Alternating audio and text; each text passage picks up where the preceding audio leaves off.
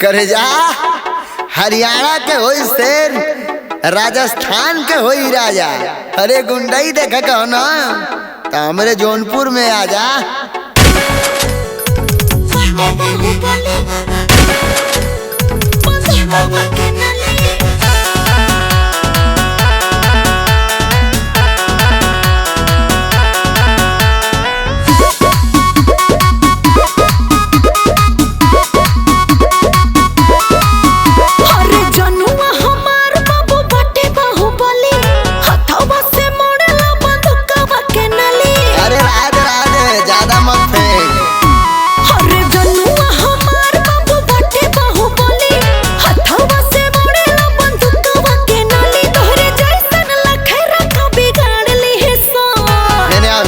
सुन चढ़ल बगारा में उतार दी हसन। अच्छा मुर्गा लइका कमार दी हसन। ढके कमरिया झोल जार दी हसन। जौनपुर के लइका कमार दी हसन।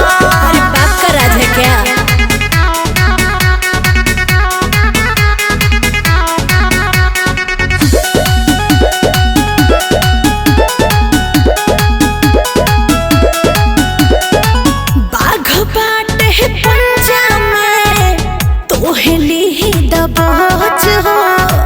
छुए से पहले बाबू आगा पिछाली हसोच हो।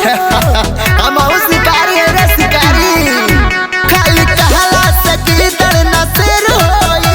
देह पंजाऊ मेट पल में ढेर होई बुझाई।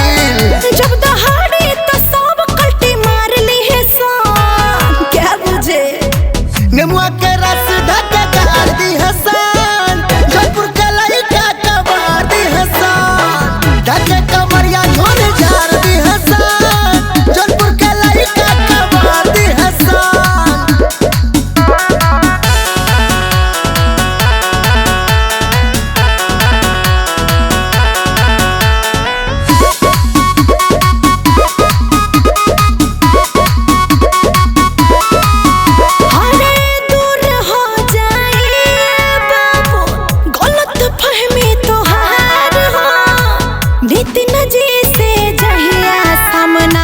हो जाए एक बार अरे उससे रोई दाम सवा से रही।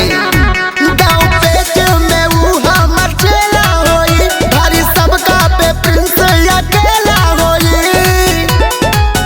लाल चनुआ विकास पला झाड़ ली है सन। अरे रे ला जाइबू दहिया में दर्द उभार दी हसन। जौनपुर का लइका कबार दी हसन।